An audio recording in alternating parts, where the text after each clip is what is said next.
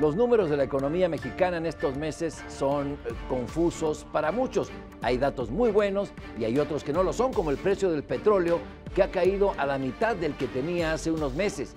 El peso se devalúa frente al dólar, pero al mismo tiempo la economía estadounidense crece y nos jala hacia arriba. ¿Qué tal? Soy Pablo Iriart. El secretario de Hacienda, Luis Videgaray, dice que la economía no se contrae, que se está acelerando, y el Fondo Monetario Internacional dice que será una de las que mayor crecimiento tengan en la región, pero la gente sigue sin percibir directamente el crecimiento en sus bolsillos. Buenas noches, yo soy Ezra Chabot. Y es que estamos en medio de un ciclo donde muchas cosas no dependen de las decisiones nacionales y las que dependen de factores internos están a medio camino para su realización. Sin embargo, esa es la principal pregunta que deben responder las autoridades y que espera la gente. ¿A dónde va la economía? Hola, soy Jorge Fernández Menéndez y esto es México Confidencial.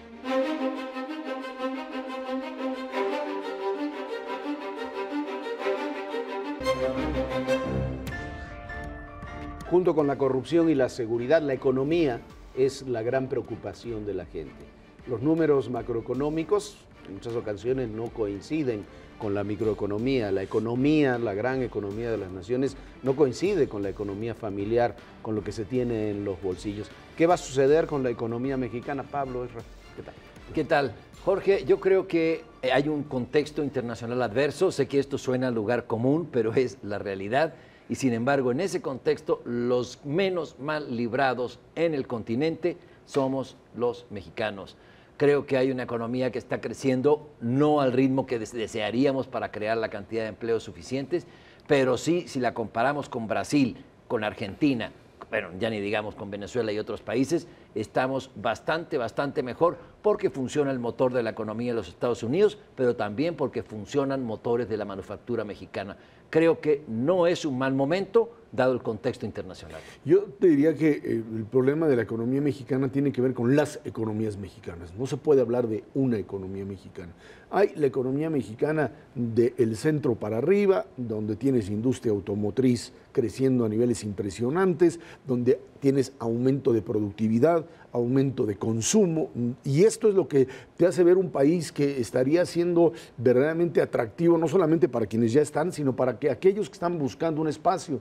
Lo que pasa es que cuando te vas a la otra parte, o sea, del centro para abajo, como dicen desde Cuautitlán para abajo, tienes otro país, un país sin inversión, sin capacidad de crecimiento, sin estructura social controlada, ese México atrasado que simplemente sigue viviendo a esos niveles, a niveles verdaderamente de una miseria total, de niveles de corrupción que son superiores incluso a los del centro y del norte, y en donde mientras no cambies las cosas y sigas haciendo lo mismo, vas a tener esa economía mexicana en esa parte que termina haciendo del país un país no atractivo. Y creo que esa es una parte fundamental. Es cierto que hay estados como Tamaulipas u otros en el norte que tienen los problemas de seguridad, pero lo que sí es cierto es que finalmente hay un nivel de lo que podríamos llamar tanto de infraestructura como de posibilidad de vinculación con la economía norteamericana, que te hace totalmente distinto lo que es el crecer en el centro del centro hacia abajo o del centro hacia arriba. Sí, pero a ver, pero también ahí es donde se combina la economía con la política, porque las razones por las cuales del centro hacia abajo no terminas creciendo y tienes esos niveles de pobreza y de corrupción es que no hay proyectos. En noviembre el presidente Peña presentó estas zonas estratégicas especiales, como se llamó. Una va a estar en Guerrero, en la frontera de Guerrero y Michoacán, otra en Oaxaca, en la zona de Salina Cruz, la otra allá por Puerto Chiapas. Ninguna de las tres se han presentado ni siquiera en términos legislativos porque no hay condiciones políticas, no hay interés en muchas ocasiones en desarrollar esa parte de la economía que es la que le hace contrapeso a la economía, digamos, del primer mundo que tenemos en otras regiones. De Cuautitlán hacia el norte las cosas están mucho mejor que de Cuautitlán hacia el sur. ¿Por qué? Por lo que menciona Jorge del problema político. Tenemos hacia el sur, tenemos un magisterio que no deja moverse a estados como Oaxaca, como Guerrero y en parte a Chiapas. Tenemos algunos malos gobiernos en el sur del país y tenemos movimientos políticos que están atados a una causa retrógrada que es echar atrás las reformas, que no queremos reformas educativas, que no queremos educar bien, y estamos en contra de la energética y estamos en contra de todos. El país del no. El país del no. Que no habíamos llegado nunca, en contra de las elecciones. Incluso en contra de las elecciones, los que se dicen democráticos, los maestros democráticos no quieren elecciones.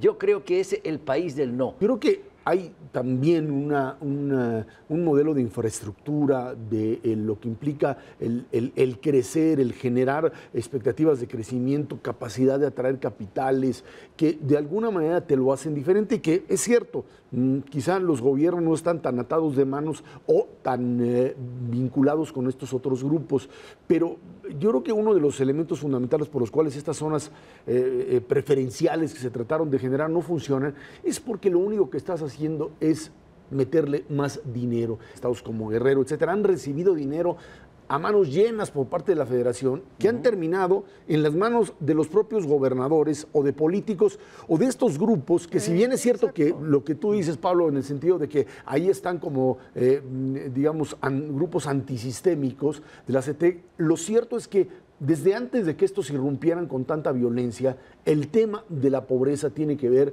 con la necesidad de seguir manteniendo privilegios para estos grupos. Pero mira, las zonas económicas especiales que podrían detonar requieren, como se hace en otros países, son zonas de una suerte de extraterritorialidad, con sus propias autoridades, con sus propias, Macao, con muchas otras, con sus propias características. Y eso es lo que no se quiere aceptar. Por eso no ha llegado ni siquiera la iniciativa al Congreso. Pero después, como decíamos, tenemos dos economías. Una economía que funciona bien, lo acaba de decir el FMI, de América Latina es la única que va a tener un crecimiento más o menos aceptable, lejos de lo que requiere el país, pero un crecimiento aceptable. Quizás el tema, incluso en el área de la economía que funciona bien, es que no termina de reflejarse en la economía, en los bolsillos de la gente. Y en estos días de declaraciones fiscales y demás, se percibe en empresarios y en ciudadanos que pagan impuestos descontento. Sí, no, yo creo que desde luego hay descontento y enojo franco en algunos, pero sí hay más empleo, hay más cobertura de seguridad social, sí lo reflejamos, sí se ve. Por supuesto, todos quisiéramos más, sobre todo al ver las enormes proporciones de la desigualdad en el país, la enorme riqueza que tienen algunos y lo poco que tienen otros, desde luego nunca va a ser suficiente que ellos con el solo hecho de tener un empleo o con tener seguridad social.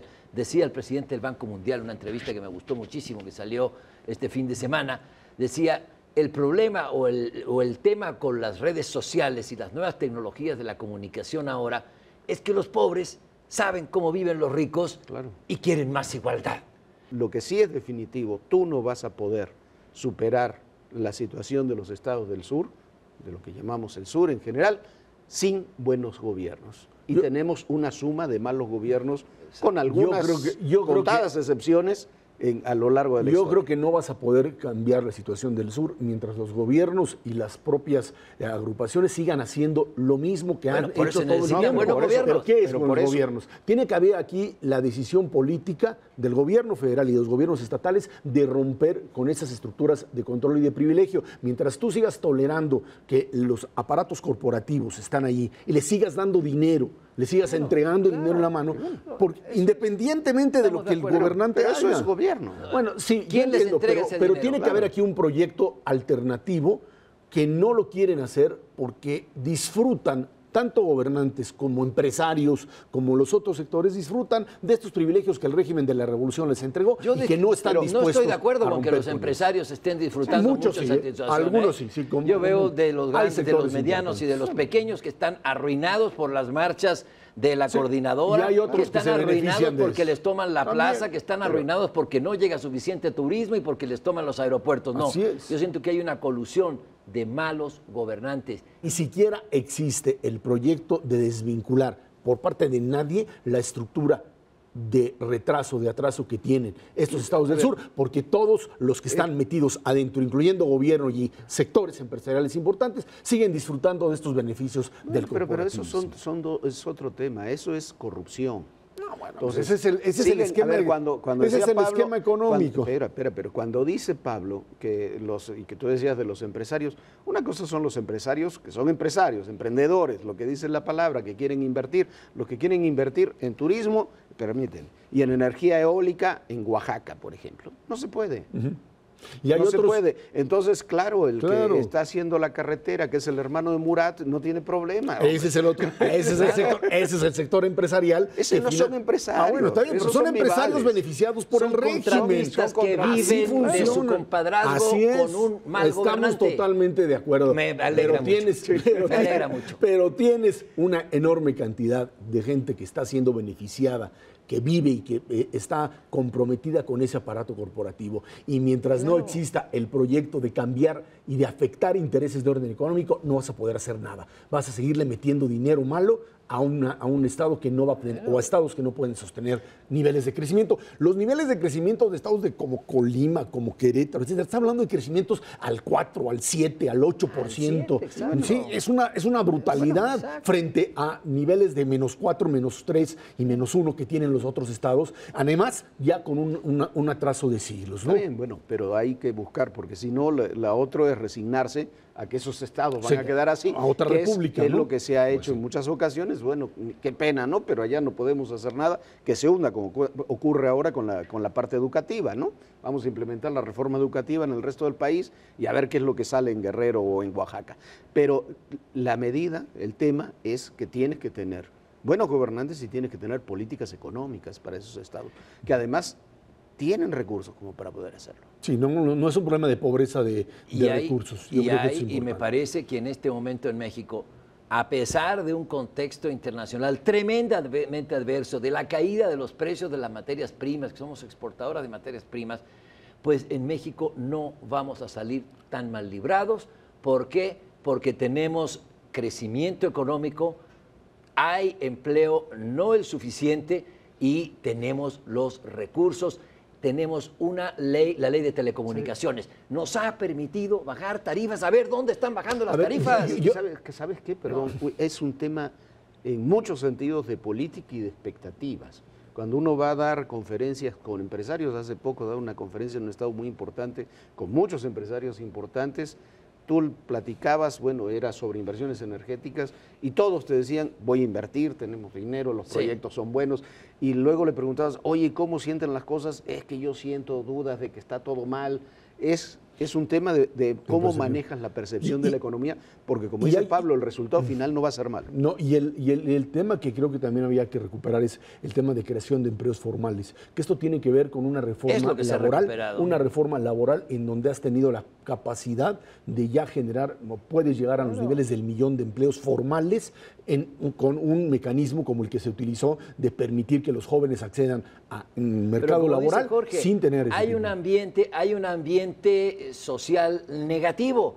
De todo lo que se hace, todo está mal, influenciado en gran parte por los medios de comunicación, por redes sociales. El pesimismo imperante en el país no concuerda con los números y con lo que se hace. Y yo te insisto, si te vas para el norte, no tienes estos niveles de pesimismo como los tienes del centro para abajo. Estás hablando de otro nivel diferente. No, creo que son dos pesimismos diferentes, pero siguen siendo dos ambientes de pesimismo. Bueno. Y eso hay que contrarrestarlo con hechos. ¿De dónde viene el ambiente de pesimismo?